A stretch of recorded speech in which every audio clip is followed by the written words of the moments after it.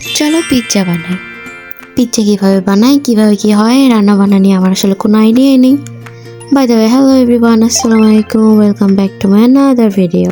পিৎজাটা আসলে বানাবে আমার বড় বোন, আমরা বাচ্চা পার্টিটা একটু হালকা পাতলা হেল্প করব, এটাই আর কি। আর কীভাবে বানানো হচ্ছে সেটাই তোমাদের সাথে শেয়ার করব। এবার ভয়েস ওভার দিবে আমার ভাগিনা। গ্যাসটা প্রায় আমরা ছিঁড়ে নিব, এটা দেখা যাচ্ছে। দেন আমার বোন এখানে মোজারেলা চিজটা স্লাইস করছিল, স্লাইস না কি বলে জানি না, অনেক ঠান্ডা হয়, সে অল্প করে দেন আমাকে দিয়ে দেয়, আমি করি। দুইটা পিৎজা বানানো হয়, তো আপু প্রথম পিৎজাটার জন্য ডো বানিয়ে নিচ্ছে, আর এদিকে দেখো আমার ভাগিনা, সেও নাকি ডো বানাচ্ছে না কি বানাচ্ছে আমি এটা বুঝতেছি না আসলে। দেন পরের প্রসেসগুলো শুরু হয়ে যায়। আপু মনে হয় এটা প্রথমে পিৎজার সসটা দিয়ে দিচ্ছিল, তারপর দিয়ে দেয় চিজ, দেন চিকেন, কেটে রাখা পেঁয়াজগুলোও দিয়ে দেয়, এরপর sausages, capsicum.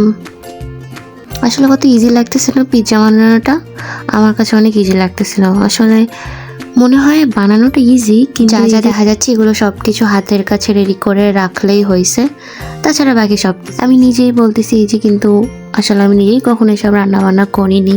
By the way, পিৎজার উপরে আবারও স্লাইস চিজ দিয়ে দেওয়া হয়, দেন কমপ্লিট। এবার রান্না করার জন্য বসিয়ে দেওয়া হবে।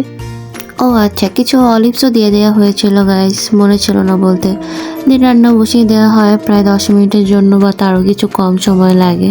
পিৎজা বানানো শেষ, চলো এবার খাই। যেটা ছিল 12 ইঞ্চি, পিৎজাটা খেতে অনেক ইয়াম্মি হয়েছিল। এমনিতেও অবশ্য আপুর রান্না অনেক ইয়াম্মি হয়। এখানে পিৎজা সার্ভ করছিল দুলাভাই, সবশেষে একটা পুডিংও ছিল। দেন আজকের মতো খাওয়া দাওয়া এখানেই শেষ, আমার ভিডিওটাও এখানে শেষ।